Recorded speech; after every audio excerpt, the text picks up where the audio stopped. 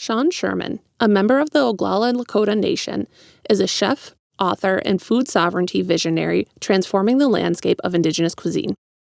Through his work with the nonprofit NATIFS and his award-winning restaurant Owamni, Sean is helping communities take the power of food back, restoring connections between land, culture, and health. When we spoke, Owamni was preparing to move into a new home at the Guthrie Theatre, a reminder that Indigenous foods belong everywhere, from backyard tables to center stage. We also talked about his new book, Turtle Island, and how food can be a story, a memory, and a pathway toward collective healing.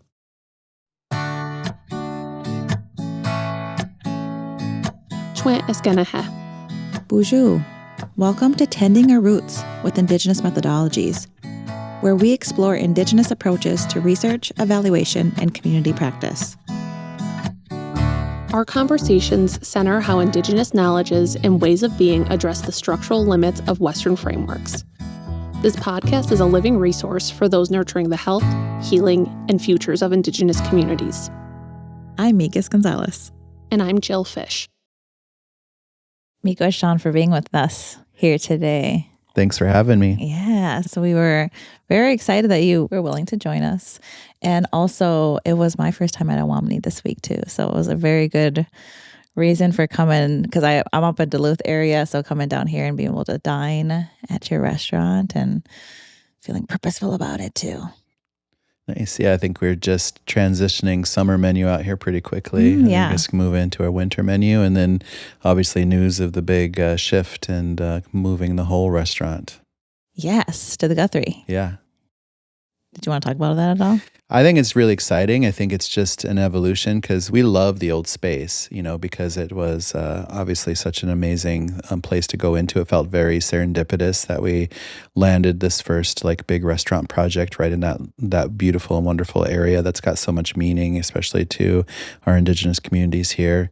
And to be able to kind of even reclaim the land name there of just putting the name Owamni back on the map, basically. And so we've had nothing but just, an amazing time with that space at Waterworks with the Minneapolis Park Board as our landlords, and they were so wonderful. And so we weren't looking to leave at all, but then we just had this opportunity because there was this big space over at the Guthrie, and we just had to take a look at it, and it just it felt like an evolution of being able to move towards that direction because it basically doubles the size of our restaurant. And we've been sold out since we've opened for 4.5 years at the original location, and we've always had a wait list of a few thousand people every week that just don't get into the restaurant. So this will help us just be able to feed more people, and it's going to help us expand our menu, and we're going to have a lot of fun with it because it's just going to feel like a massive upgrade. And we've been working with Sam Ulbrichson, who's a native architect here in town, and their team is doing some really wonderful thoughts around how to kind of indigenize the space and just really feel like the new home for what a Owamni 2.0 will be. So it's pretty exciting. Is there anything you want to share about the changes that might be most exciting to you? I think just the expanded menu, because we're just going to be able to do a little bit more than we were capable of at the other space, because we maximized the other space. It was a wonderful, beautiful space, but we were so busy, and we were just, I felt like always playing Tetris in the background, trying to keep everything going, all the prep stuff and all the fresh ingredients coming through all the time. And we just really maximized that little tiny space, and we're going to have so much more room. We just have such a larger kitchen space, and I think it's just going to be a lot of fun to have, more shareable entrees. It'll still have the same feeling of what we do, but just a little bit more refined and just a little bit more options of things, basically. And plus there we have kind of a built-in theater crowd also, so we'll have and a bigger kind of expanded bar area too, so we'll kind of expand on what our bar programming was a little bit also. So we just have a lot of fun things for that space. And Owamni is just kind of a pinnacle of showcasing what's possible. And Owamni is a part of our nonprofit NATIFS, and because we use that restaurant as a tool, because we wanted to use restaurants differently, because it creates a workforce, because we've maintained over 100 employees at Owamni since we've opened, and it's crawled up to 140 at times during the summertime. And so that's a lot of jobs to create, and about 70% of the staff identifying as Indigenous, which is a huge number for us. But more importantly, because of our intention of who we purchase from, it just pushes food dollars to the producers we want to support. And Owamni's pushing somewhere between $500,000 to $750,000 a year just towards Indigenous producers, which is a really big win for that whole situation. And it just creates, an awareness space where people come and learn about what is it like to go to a Native American restaurant that's really focused on kind of decolonization and kind of doing the philosophy that we do and just making that a reality, And so that's what the restaurant does, and this will just enable us to do more of that, to create a larger workforce, to push more food dollars out, to have bigger events. And because there's so many wonderful spaces in the Guthrie, I think we'll be attracting a lot of people to come and host events there also, so we could cater and just be a part of it. Love it. So thoughtful at so many levels. Yeah, I had not realized the wait list was that long. I have been on it many times for dinner, and now I know.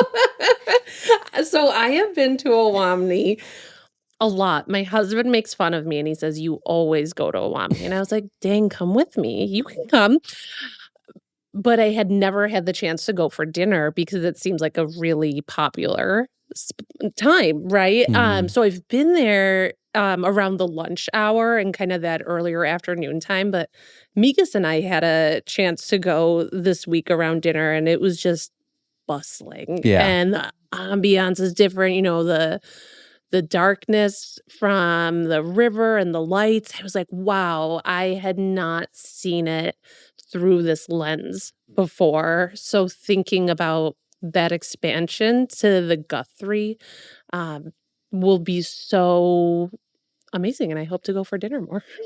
Yeah, no, it's going to be a really wonderful transition. And, we're prioritizing getting that open because we have a big staff. And, our lease at the park board ran through March of 26. And we were going to sign on for more, but then this other opportunity just came and there was just really no choice for us. And we know that somebody cool will definitely move into our previous home, and it'll be another wonderful space for that little area because we're just moving 2 blocks down the street. It's not Yeah. that far.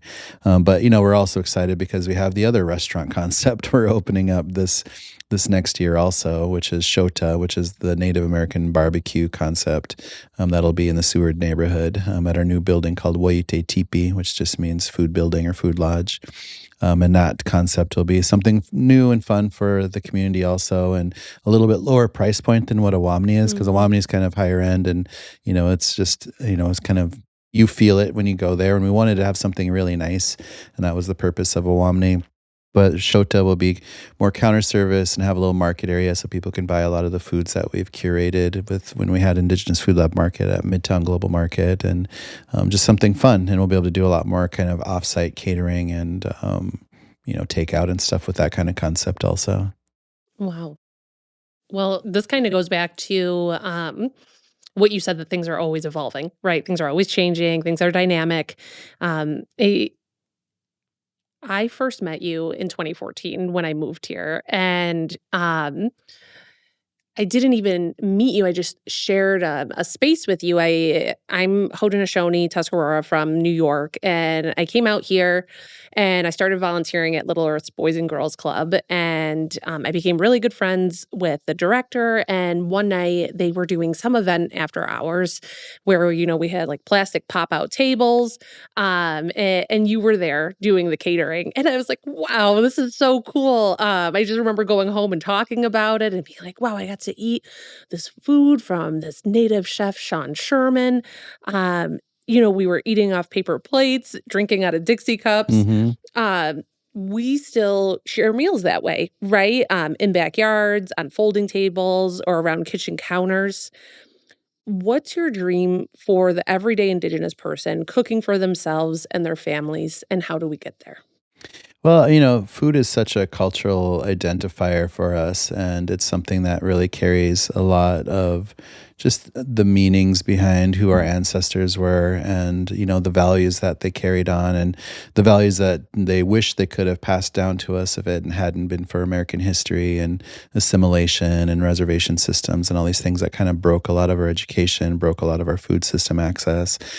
So we have been kind of going for a few generations now of just not really having a lot of access to foods that really, identify as Indigenous. And so a lot of this work was just trying to address that and trying to normalize saying Native foods out there, to get people to see how healthy we could be if we had more Indigenous foods in our diet, and the philosophy I started utilizing early on by just cutting away colonial pieces and removing things like dairy and wheat flour and cane sugar and beef, pork, and chicken, and just really focused on using a lot more plant diversity that's natural to around us, things that our ancestors utilized, understanding like protein diversity, where that's at, and just, making foods that are fun and evolving that food system, because we weren't trying to be traditional completely, because I'm not a traditionalist, I'm a futurist. I think about the future. I think about, what do we want for our future? And what we really need for our Indigenous communities is more access to our foods, more understanding to our foods, understanding that we don't have to be locked in any kind of box. We can have fry bread, it's fine, but we can also create so much more. And there's so much opportunity for creativity and for developing new recipes, and just creating a whole new sense of what is modern Indigenous foods moving forward for all of us, and what does that look like for our next generations. And so that's the purpose, was really creating these concepts that normalizes it, that brings a lot of demand towards the Indigenous producers, that showcases the value for a lot of these Indigenous made products, that opens up doors for tons of creativity of doing anything from like high-end foods to counter service foods to serving community foods on paper plates. Like, it's just room to have it everywhere. But, so I think a big part is like, I want the next generation, when they're just being normal and deciding what do they want for dinner. Do they want Chinese? Do they want sushi? Do they want Native American?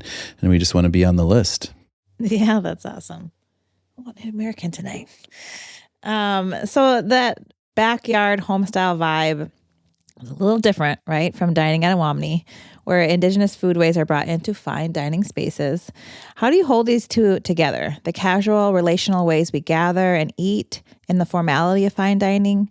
And what do Indigenous people gain when we break into Western spaces of living and eating?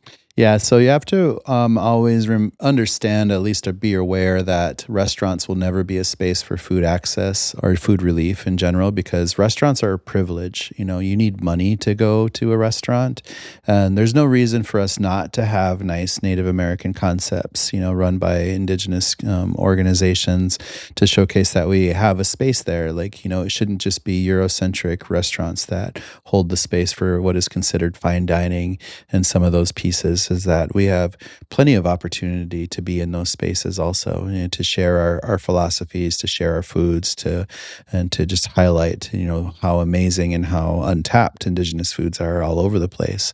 And so for again, like using the restaurant as a tool where we create a workforce which builds tons of skills of people working every day in a space that's really focused on this decolonized concept of food service, and we're creating future leaders in that whole situation. And we've already seen a lot of our team rise up to leadership levels, and so there's plenty of opportunity. And people might not always understand, it's like, well, why is Owamni so expensive, or why nobody can afford that, especially if you're coming off of a reservation. But that wasn't the purpose of Owamni. The purpose of Owamni was to showcase to the world, was to tap into white tourism dollars, literally, to plug that back into all of our programming, because because of what Owamni does, it enables us to have a sustainable workforce. And because there's no owners at Owamni, the owner is the nonprofit, that there's no owner draws, and we can push more money to our employees and create a better workplace scenario situation, and pay our salaried staff better, pay our hourly staff better. And I think that's the purpose of it. So it's just rethinking what restaurants are good for, and so we do other things when it comes to food relief, and how do we get food out to reservations, and how do we get food out to communities and families that need healthy Indigenous foods. And we have other solutions for that, because with the new building, TP, we're launching a program called Meals for Native Institutions, where we're just doing large format food pieces for schools, hospitals, and community centers, and working on distribution to getting those out there. Because originally we started the nonprofit thinking we would just create these kitchens where people can come in and learn and develop with us, and we can help them with recipes and menu development. And we still do that, but it wasn't able to like reach as many people as quickly as we hoped, because there was a lot of logistics in that. So instead, we're just doing what we kind of started with, like, back in George Floyd time, when we were just doing food relief and we were making 10,000 meals a week out of a small kitchen, that we're just going to move into kind of like this large format food again. So we're copying what the Minneapolis Public Commissary school kitchens do, because they make these huge recipes, they package them, and then they ship them all over the city for their schools to utilize these lunch program foods, right? So it's kind of using that concept, but our purpose will be making Indigenous recipes in our style, utilizing Indigenous ingredients and making sure that every recipe has Indigenous ingredients inside of it. So there's always food dollars going back to that production. And that's going to cover a lot of food access needs right there. And we can, find monies if we have to, if there's just massive food relief support that's needed, just like we did back in the pandemic time, to get that food out there. And then this model is completely replicable. So we're doing the same thing in Bozeman, Montana, basically right after we launch Minnesota. And we'll be able to basically cover all this region around us in Minnesota and the region around Montana by the end of next year. And then right behind Bozeman, we have seed monies to start working towards Anchorage to do similar work. And kind of beyond, like we can basically be anywhere, East Coast, West Coast, Southwest, anywhere. Where did you say the food packages were going? So we have some anchors locally around the city, just like with Minneapolis Public School, Augsburg College, which is across the road from us, Seward Co-op will be buying some of that, but it's directed to go directly to tribal communities. So we have 4 different tribal communities that are interested in buying that product as soon as we have it ready to roll out. And then we'll just entice the other ones to start purchasing those from us. Because it could be, we're not taking over like the entire lunch programs, but we're just addressing an issue is that like if you're in those rural school programs, their food service is pretty much typically locked into like Cisco or Aramark or US Foods or something like that. And there's just a lot of foods that are fine. It's just school lunch food, and American school lunch foods aren't great as anyways, right? But there's nothing culturally irrelevant or even possibly that healthy or nutritious in those mixes. Go to any school lunch program and look at their menu, and it's kind of so.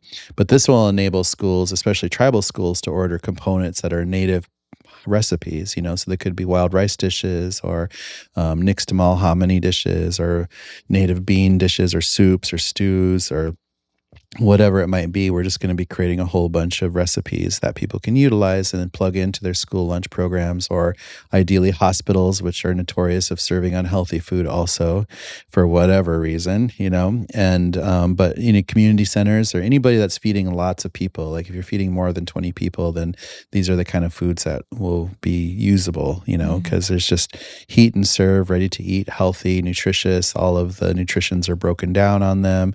Some of them will have to be super low cost for those schools that are like, they have to like fit their whole meal for like $2.25 or something like that, So some of these components might have to be like, this is 18 cents a serving, and fit into some of those kinds of models. But that's what we're doing. We're just creating that whole program. And my hopes are is that people can take this model and we can move it directly into areas closer to tribal communities, like where I grew up on Pine Ridge. Like we could just open up a food manufacturing facility on the reservation, because it would create jobs, and you could basically create the food needs for all the schools in that whole region with like a 10,000 square foot commercial kitchen. And we're just creating the model of how that works. Would you call this an Indigenous food system? Like, is that an example of an Indigenous food system? It seems like a mechanism for taking food and getting it to the people that need it most to address some of these enduring health inequities that we see. Yeah, I mean, I think it's just strengthening our path towards food sovereignty, which is just kind of reclaiming the foods that we want to eat and the foods that we want our community to have access to. And so there's a lot of steps when it comes into food sovereignty, and we're just addressing some of the pieces that are broken. So typically, like when I grew up on Pine Ridge, like we had primarily government commodity foods and FDPAR foods, and our schools were using those same foods too. And there wasn't that much healthy nutritional access, and we didn't have access to any kind of healthy restaurants or healthy grocery stores. Like on Pine Ridge growing up, we had one grocery store that serviced an area the size of Connecticut, right? And we're just addressing some of that because there is a lot of native food production happening out there, and we're trying to create more demand around that and push more opportunity so they can keep scaling upwards and we can keep finding more homes for it and figuring out paths to get it directly into tribal communities that need it the most, because we're still living in these very segregated communities dotted all over the US, and and there's still a lot of lack of nutrition in many of those areas too. So we're trying to figure out ways to get people to, number one, realize what their indigenous foods are, and realize that there can be access to those foods, and creating those systems. So it's a lot of like taking all this food coming from producers, creating these recipes, packaging them, working on distribution, and just doing a lot of education, because a lot of our recipes are open source because we're a nonprofit, and we're just always happy to share and train and develop with people all over the country. And people are constantly coming in and working with us at Owamni to learn how to do this. And we're always working with different native chefs from around the country just to help support, because we've already been through a lot of the grind. We've already started, because I started the sous chef with $3,000 in my pocket, many, many years ago. And that was like my life savings. I just had a big vision, and I just had to push really hard to get to where we are right now today. And I still feel like we're kind of at the beginning, but I see a lot of people up and coming that are going through those same like hurdles and same challenges. And we just wanted to become a support center to help more and more Indigenous operations happen out there on many scales, whether it's institutional, like food trucks or restaurants or caterers or educators or whatever it might be. We just wanted to be a support system. Wow. Really cool, but really powerful too. And I think that's why it's so important to have someone like you here talking about this, because people can hear this, right? About how to actually identify foods that are Indigenous in their communities, but also how to start thinking about putting those structures in place to increase access to food. A lot of your work is framed around reclaiming health and identity from colonialism. Resisting colonial foods, yes, but also reconnecting with ancestral and contemporary Indigenous foods. How does resistance shape who you are, not only as a chef, but someone working for community health and sovereignty? Well, I think just by having things like our language, our religious practices, our stories, and some of our foods is, evidence of that resistance that we've carried through such real harsh history in general, So I see a very clear path of how we start to push away from the Eurocentrism of everything when it comes to academia, our food systems, who's controlling our foods, and all these pieces. And I see like steps of what we need to do to take on a larger scale.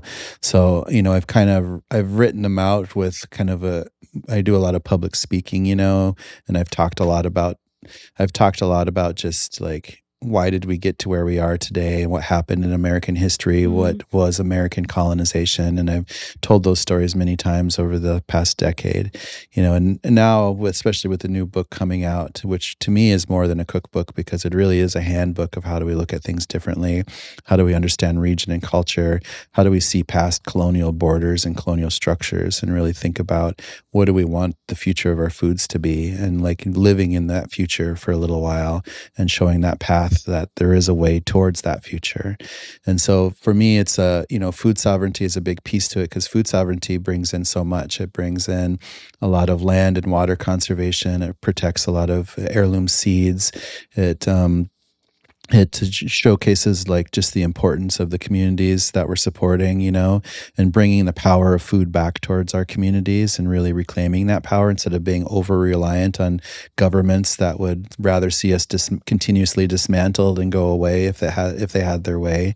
And then I also think that educational sovereignty is another big piece of it. It's moving away from all of this colonial educational system that was kind of pushed on us, And if you follow what happened of how we got to where we are with our typical U.S. school systems, like it all comes from like the Civil War, and it comes from a lot of Confederate ideologists wanting to push their whole educational system on and pushing a colonial kind of system out there. And we grow up with this colonial system where we don't learn about Black or Indigenous histories really, and we're living in a world where we're seeing that aggressively being dismantled and book bannings happen and all these things happening in different parts of the country, and the aggressiveness against things like DEI, because like if somebody's against DEI, so you're against diversity, so you want homogeneity, you're against equity, so you just want like non-equity, like, and you're against inclusion, so then what does that mean? You're for exclusions. Like, what are you really saying when you're saying you're against DEI programming, And so it's just a dog whistle of the overt racism that's out there in the world is all it really is. And we can call it for what it is, And so I feel like educational sovereignty is something to really consider because it's taking the power and narrative of our stories, of our histories, and how we teach, of plant knowledge, of gardening and farming techniques, of food processing and cooking, and anything we want, language revitalization. So educational sovereignty has so much meaning behind it, And then I think that we look at actions, like what actions do we take to move forward, and how do we like actively start walking the walk, instead of just talking about it and theorizing it or getting behind some memes on social media, or getting behind some anger on social media, but actually taking the steps just to get out the door and do something, start a garden, like teach some kids how to do something, learn some plants. Like there's all sorts of things that we actually actively have to do, right? And then I think solidarity is the other piece to it because we're not in this alone. And we shouldn't even be siloing as just Indigenous peoples in North America. We should be opening up the doors to anybody who's been ostracized in American history. So we should be standing with all immigrants, with all Latinx, with all Black community, of course, Indigenous communities, but all immigrant communities and LGBTQ communities, like anybody and all allies that just want to be a part of it. We should all be coming together to work to kind of push our dial back towards humanity, because so many of us are really understanding of why we need to like feed people in need and protect our water and our land sources from mining and stuff like that, and to teach about real things, and not hide behind like white fragility and stuff like that. And so that's a big part of it. And then I think the last part is just that transformation phase where we start to actively see policy change. We start to actively see how we are pushing funding into the right pieces, and actively working towards all of these pieces, like activating them, utilizing money, creating businesses that can feed some of these programs, just like we're using the restaurants. And I see some of these steps so clearly, and so that's what I want to use this book for, is to be able to teach about all of that path of how we do that and those steps. So to me, it's kind of like a recipe for decolonization. And so using my ability as a chef to kind of like, here's the ingredients, here's the cooking techniques, and here's the outcome, Wow. And that active component too, right? That such an important part to not just live in knowledge or theory world, but to take the things that we know and the things that we know can contribute to resistance and change and decolonization or anti-colonial efforts and put it into action. And then it can start with something like identifying plants. It's thinking about, speaking with you, and I been trying to teach my son some more practical things, right, about education and more land-based things. And he has been asking more like, where do strawberries come from? When do strawberries grow? where do blueberries come from? When do blueberries grow? And I was like, oh, he's being oriented to the world Mhm. in a way where, food comes from the land and it can come from the store too. But we live in a world where it can be both and we can know both. Yeah, absolutely. And again, like taking the power of food back to us, because we're Mm. taught in the colonial mindset that in order to have food, you have to have money, and that's not necessarily real. Like, we don't, I can grow a garden, and sure, I might spend too much money on my gardening in the beginning days to get a couple of tomatoes in the end. But I think that it's worthwhile to go through those practices to realize that you can save seeds and do it again the next year, and people have done that for countless generations. And moving towards more communal food systems, because that's how people survived around the globe for countless generations. They were community-based food systems where people were actively working to do that. And why can't we do something like that today? Like, why can't the city turn over like a park space that's kind of dead and doing nothing, or a huge open lot, and just turn it into food production, and then use that for education for all ages, and then when it becomes harvest season, use that for education by getting people to harvest and preserve foods and create a massive pantry, because like a single acre would create a massive amount of Mm. pantry, and then that pantry can go towards the food relief needed for the city itself or the community. So like, we just need one or two communities to start actively working on some extremely doable situations that pushes against the notion of just like we have to stay stuck in this capitalistic viewpoint, but we can actually start working and tending the earth together as community to address some of these things, like like creating food for those in need, and utilizing that as education along the way. I think about it too as needing kind of a workforce, even tending to something like a garden. There needs to be people to come and keep tending to that garden. Yeah, and you use the volunteer system, because you can use, like, the school system can work with it, because it's a great education to Yeah. take the time to, see how things are grown throughout a season, to use native names if you want to, and just like identify all that and put language into it, to tell about all of the stories that come from the different components, especially from all the different tribes, because if you're talking about corn from an Anishinaabe or Haudenosaunee perspective, it's completely different, but very similar. There's commonality baked into it, even though they can be different and diverse, but there's still, stories to tell.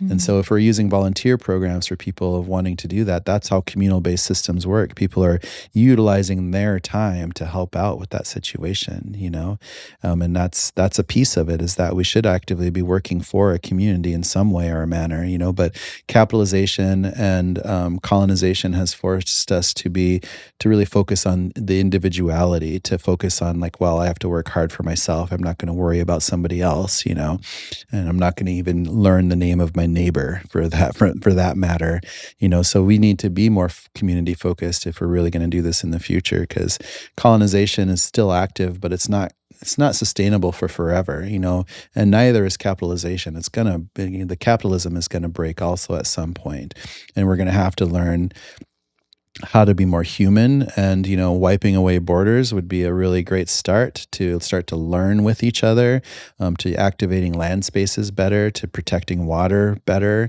and stop destroying everything for the sake of cash for somebody, and so there's a lot of steps that we need to wake up and be aware of as we go through massive challenges with the climate change and the water crisis that's actively happening that we're doing nothing about, and places like Minnesota is probably going to get bought up because we have all the water, and we have to be prepared for that push and that rush. And how do we protect some of this stuff, and Mhm. how do we not continuously lose rights as like communities who have treaties written for water rights and land rights? And then it's going to be aggressive, because it's going to be us against corporations like it always has been in America.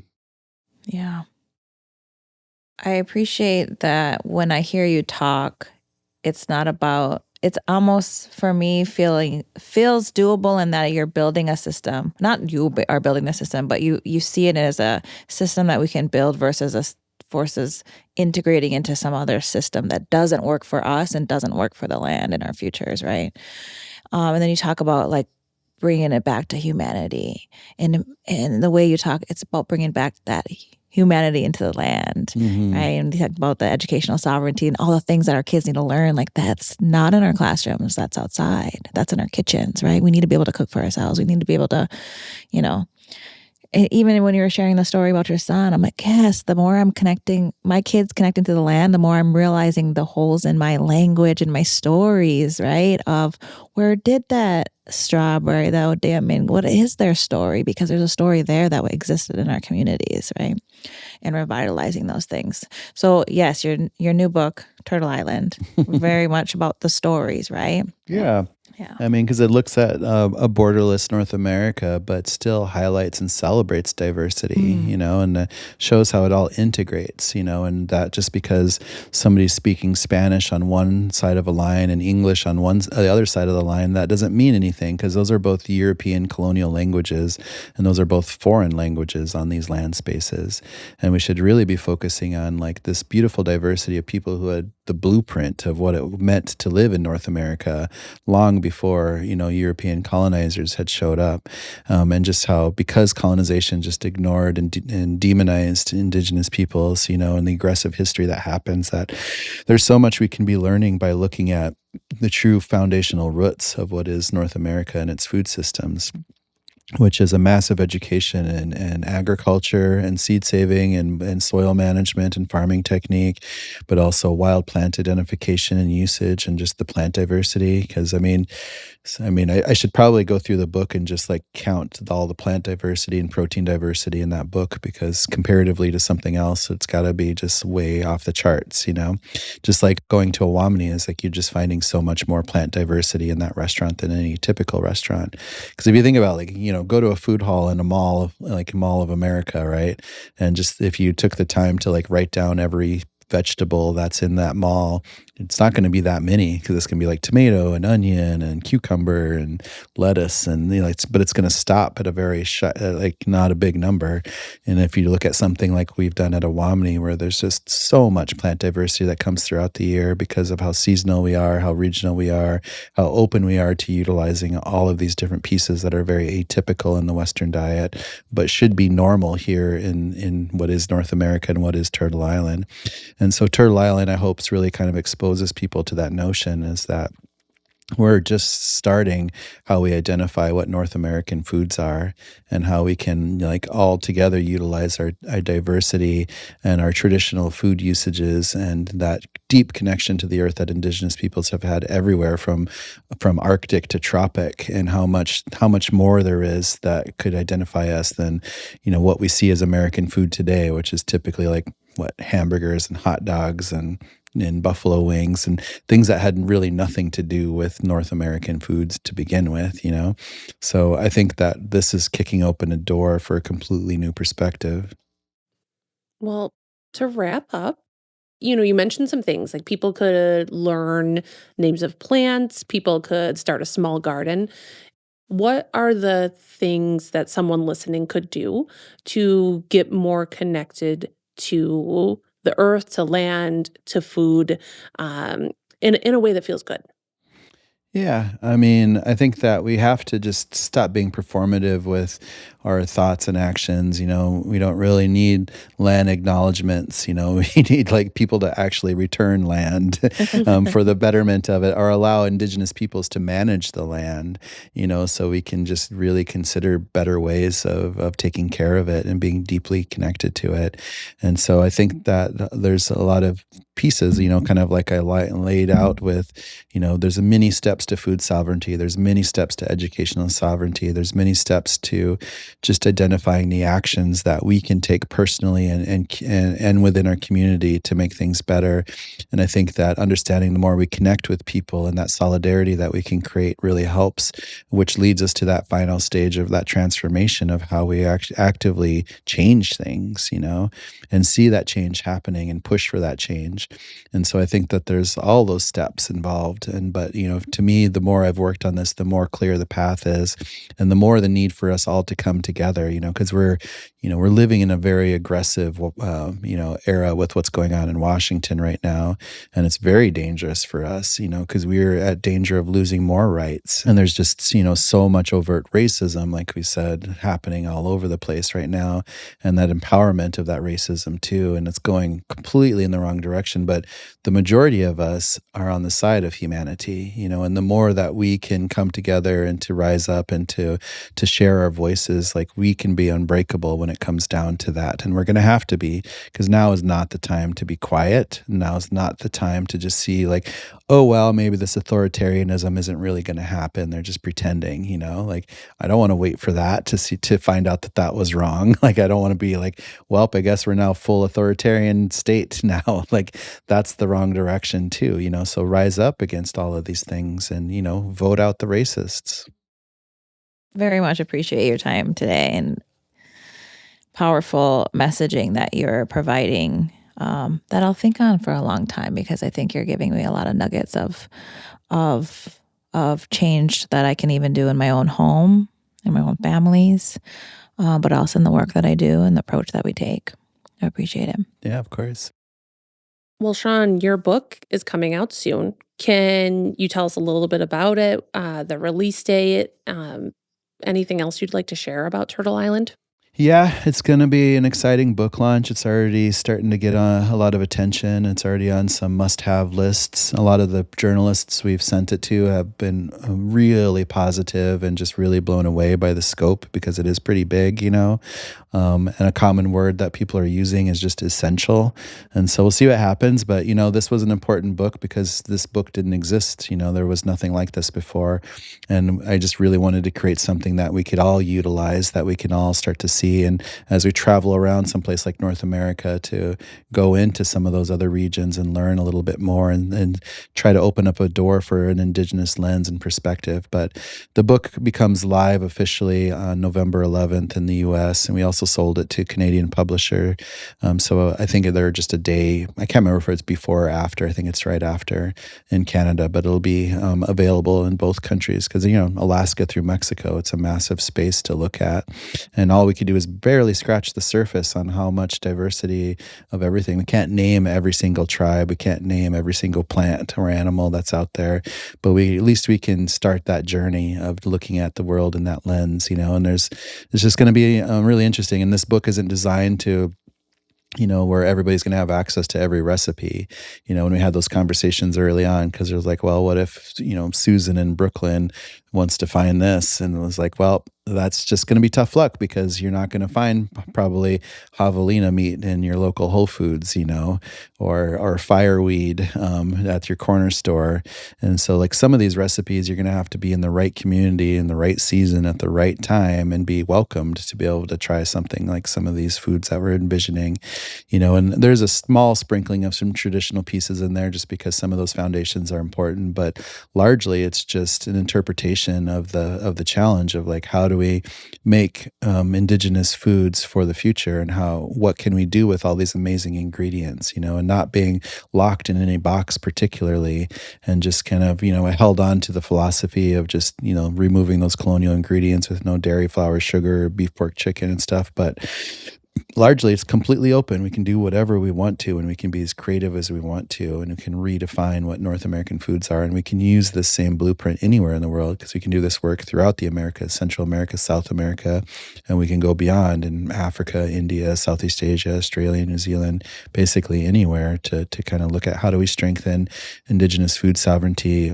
globally, and how do we connect, and how do we stand in solidarity with Indigenous peoples on a larger scale, and really push back against colonial systems that have held us down for too long.